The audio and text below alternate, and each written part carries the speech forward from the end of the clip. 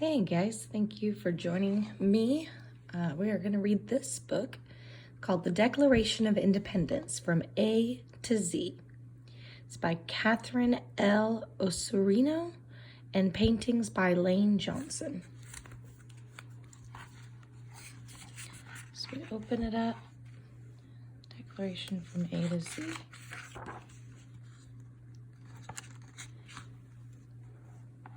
says, A is for America. America was originally a group of 13 colonies along eastern North America. The colonies were ruled by King George III of England, who lived far across the sea.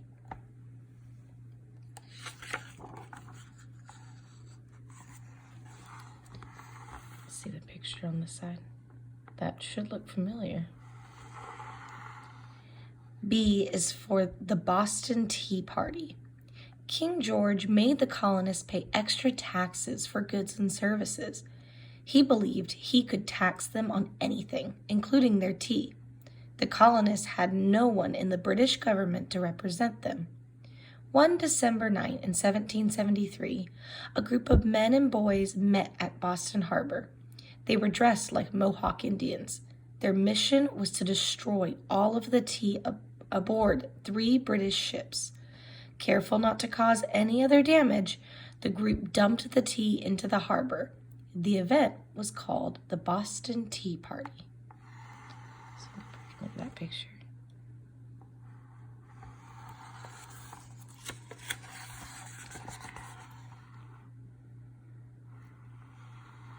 C is for Continental Congress.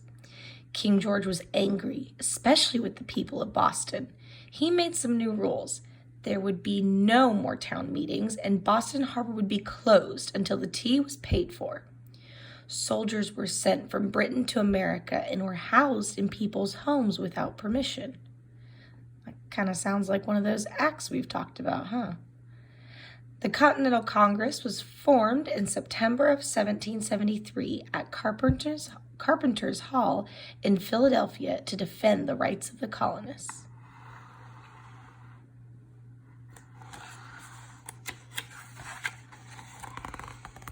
D is for delegates. 55 representatives or delegates from the colonies met for 7 weeks. Most delegates wanted peace. Some wanted war to protect their liberties. Congress sent a letter to King George asking that Americans be given the same rights as those in England. E is for enemy. King George did not accept Congress's letter. He declared Massachusetts to be in rebellion and wanted Samuel Adams and John Hancock of Boston arrested. The king called these men enemies of England because he felt they would hurt his country.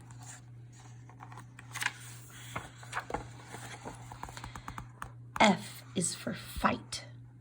The British redcoats marched to Lexington looking for the rebel leaders. They met American soldiers called Minutemen. A fight started. 8 Americans died. The redcoats marched to Concord looking for hidden gunpowder. Minutemen came from other towns and villages. Paul Revere and William Dawes had warned them that the British were coming. Another fight broke out. This time, the British ran back to Boston in fear.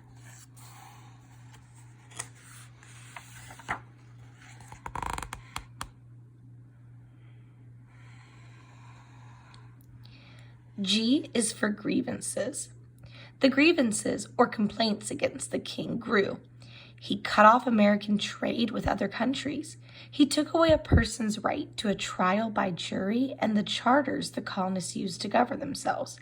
These actions made people angrier. H is for John Hancock.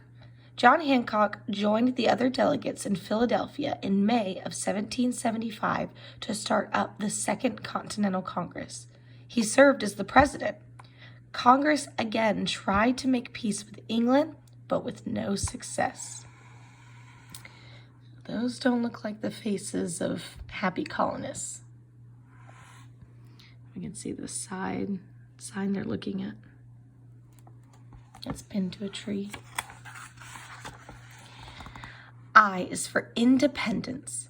A pamphlet came out in January of 1776 called Common Sense. It was written by Thomas Paine and showed the colonists how it was common sense to seek independence from England. Within the first 3 months, one copy was sold for about every 16 people in the colonies. Richard Henry Lee of Virginia proposed that Congress take a vote for independence. Since many delegates needed to speak with the citizens back home, they agreed to meet in early of July of 1776 to vote. J is for Thomas Jefferson. A quote, committee of 5, end quote, was appointed to write a declaration for independence. The members included Thomas Jefferson of Virginia, John Adams of Massachusetts, Roger Sherman of Connecticut, Benjamin Franklin of Pennsylvania, and Robert R. Livingston of New York.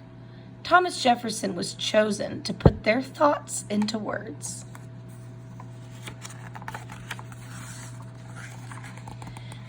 K is for keynote. The keynote, or main message, of the Declaration was to tell the world why America should separate from England and create its own government. 27 grievances were written against the king. If you remember, a grievance is like a complaint. So they're saying these are all the things wrong with how the king is treating us. L is for life. Went ahead. L is for life, liberty, and the pursuit of happiness. The Declaration stated that people were, quote, endowed by their Creator with certain unalienable rights, and that among these are life, liberty, and the pursuit of happiness, end quote. If a government acted in a way to destroy these rights, then it was the right of the people to change that government.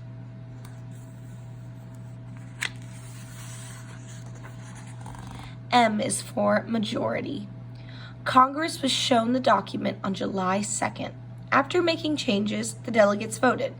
The majority, or larger number of delegates, accepted the rewritten Declaration of Independence on July 4th, 1776. N is for nation. John Hancock, the President of Congress, and Charles Thomson, the Secretary of Congress, were the only ones to sign the document that day. With their signatures, they declared that a new nation was born.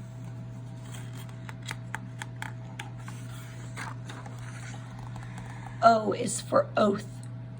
The last line of the Declaration was an oath or a promise. And for the support of this declaration, with a firm reliance on the protection of divine providence, we mutually pledge to each other our lives, our fortunes, and our sacred honor. P is for proclaim. On July 8th, the Declaration was read to large crowds in Philadelphia. The old State House bell, later named the Liberty Bell, was rung. On it were words from the Bible, quote, proclaim liberty throughout all the land and unto inhabitants therefore, end quote. Leviticus 25:10. There's a picture.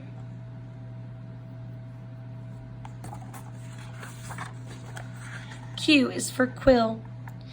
A large bird feather is called a quill. These feathers made excellent pens when the ends were sharpened and the points dipped in ink. A quill pen was used to write and sign the Declaration. R is for revolution. Printed copies spread the news across the land. Bells rang, people cheered, cannons fired. A revolution or a change in government was now official. The Revolutionary War would continue until the Americans won in 1783. So about 7 years after the Declaration was created. Those are all the signatures. S is for signatures. 56 members of Congress signed a large handwritten copy of the Declaration of Independence. The British would now be looking to arrest these men for treason against the king. So we can see why John Hancock's signature is the most famous. Look there. He signed his name super big compared to all of the other signatures. His is like the main signature right there. And he was the first to sign. T is for Timothy Matlack. Timothy Matlack, the assistant to Secretary Charles Thomson, carefully copied the Declaration. U is for United States. With the winning of the war, the United States of America was accepted as a free and independent nation. V is for valuable. Although the Declaration of Independence was to become one of the most valuable documents of the United States, it was not so well cared for in the beginning. It wasn't until 1876 that serious attention was given to its care. And now it's in a museum where Nicolas Cage will try to steal it from. W is for world. This document sent out a message throughout the world that people had a right to govern themselves. X is in exhibit. The Declaration of Independence is now exhibited in the National Archives building in Washington, D.C.